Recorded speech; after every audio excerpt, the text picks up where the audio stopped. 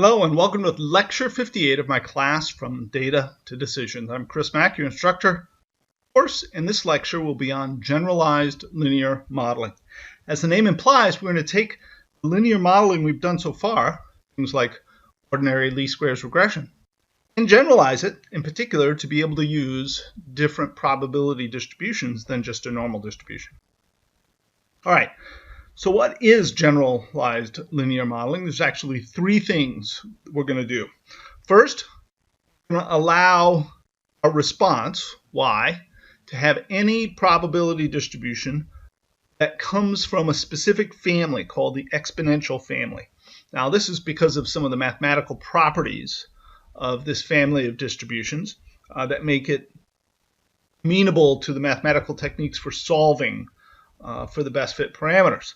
The kinds of distributions we can use are the normal distribution, the log normal, exponential, gamma, chi-squared, beta, Bernoulli, Poisson, binomial, and others. If you're not sure, you can always look up, very quickly look up whether the particular distribution you're interested in is from the exponential family. Some of the ones that aren't included, one that maybe we would like to include but we can't, is the student's t distribution. So it looks like a normal but with much heavier tails. Also mixed distributions. I could have two different normal distributions, one with a larger variance than the other, for example. These are popular ways of modeling heavy tails, but we can't use the generalized linear modeling technique for these cases. The next thing is we can transform y. There's a lot of transformations available, but all the transformations must be monotonic and differentiable. And finally, this transformed y must be linear model parameters. So we end up with a function that looks like this. We have the mean value of y, which is our modeled y, which has a particular probability distribution. We have a transformation of that y. We'll look at some examples of that in a moment. And then that transformed y is a linear function of the predictor variables. This transformation is called the link function. It links the model to the response. Now, when we use a normal distribution, we have discovered, assuming a normal distribution that has a constant variance, we've discovered that a least squares best fit parameters are equal to maximum likelihood estimator for those parameters. But for a non-normal distribution, least squares is not the same as maximum likelihood. So whenever we go to a non-normal distribution, whenever we start thinking about generalized linear modeling, we have to kind of take the least squares idea and put it off to the side and start thinking about maximum likelihood estimators, which aren't going to be the same as minimizing the squares of the residuals. So we're going to combine whatever link function we have with any probability distribution, as long as it comes from the exponential family of y. Then we're going to look for the maximum likelihood estimate for the parameters. So, like before, we will take our likelihood function, we'll take the derivative with respect to the parameter, set those derivatives equal to 0, and solve to find the maximum likelihood, parameters that provide the maximum likelihood. Now, the specific mathematical technique we'll use to do that is iteratively reweighted least squares. This is the same thing we saw just a couple of lectures ago when we used iteratively reweighted least squares to do robust regression. Well, it's the same technique. It takes advantage of the fact that suppose I have a variance which is not constant. So if I have an exponential distribution, for example, the variance is equal to the mean squared. So the variance is a function of the mean. Well, I'm going to weight every residual by 1 over the variance, but I'll have to change the variance depending upon the y value, the mean. So given the probability distribution, I can guess a set of weights, do a least squares, calculate new weights, iterate the least squares again until we converge to a solution. Many software packages can do this, and of course R can do this, and that's what we'll be using in this class. Now there are some typical distribution link function pairings. Normal distribution is very commonly used with what's called the identity link. In other words, you just do normal ordinary least squares regression. Often if we can assume that our response has an exponential distribution, then the most appropriate link is the inverse link. So g of y is 1 over y. So we have 1 over y equal to a linear function of predictor variables. For a Poisson distribution, we'll often use the log link. Natural log of the response equals stuff. Poisson distributions occur commonly when we're counting number of occurrences of things in a fixed amount of time or space. If I'm looking at rates, are a good example. How many internet packets pass through a particular hub per unit time? Sometimes you get more, sometimes you get less. If I have a dilute solution, I have a small volume, I ask how many molecules of the material be found in that volume. That will follow a Poisson distribution. And if we want to model that, we'll often use the log link. We're about to look at more detailed examples of Bernoulli distributions, the outcome of a single yes-no proposition. There, the logistic model is commonly used. You don't have to use these link functions with these distributions. These are commonly used because they have some nice properties. They're called the canonical links, and I'm not going to go into the details of that, but basically, if you assume the response has this distribution, then using this canonical link is often a very natural way in which data will respond. All right, let's look at an example that is very, very common, and it will be an example of generalized linear modeling that is so common it has its own name, logistic regression. What if our response is binary? All right, so we're testing treatments for a new kind of surgery, and we compare the new to the old surgery, and we have to ask, does the patient live or die? It's a little bit morbid, but of course, very important kinds of studies do this kind of thing. Maybe we're going to ask, does the patient get a side effect or not? Less morbid, we might be looking at a particular manufacturing process. We're building a part. We'll ask, does the part pass or fail some criterion? In other words, what's the yield? Maybe a customer comes into the store and we ask, does that customer buy or doesn't buy? So these are binary outcomes, either yes or no. Our distribution, y, is then going to follow a Bernoulli distribution. So if we have a binary outcome, then the expected value of y will be the probability of success, where we say y equals 1 is success, quote unquote, whatever that means, and pi will be our probability of success. We also know for Bernoulli distribution that the variance of y is not a constant. The variance of y is pi times 1 minus pi. It is a function of the mean. So when pi is 0, the variance is 0. When pi is 1, the variance is 1. When pi is 1/2, the variance is at its maximum. So a lot of the things that we've thought about, homoscedasticity, think about that, where variance is assumed to be a constant. Well, here we're assuming a distribution where we know the variance is not going to be a constant. It is a function of the mean, and we're going to have to deal with that. What we want to do is create a model of the probability of success. What is the probability that part I'm building will pass inspection? It will yield, it will work when we're done.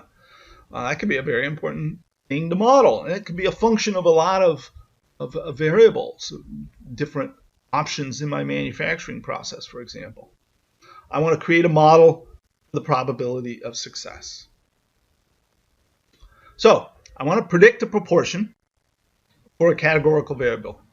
In the frequentist view of the world, the probability that a person is going to die of a heart attack can be estimated experimentally by measuring the fraction of people that die of a heart attack, right?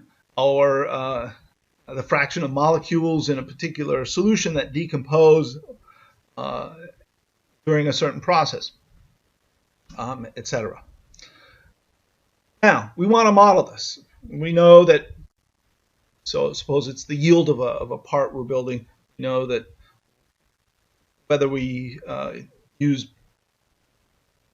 tool A versus tool B, whether we a higher temperature or a lower temperature, we'll have some kind of a model that we want to build as a function of these variables for the predicted yield, predicted probability of success. Well, here's our problem. I know that the probability of success has to be between 0 and 1. You can't have a negative probability of having a heart attack or a probability greater than 1. It is constrained.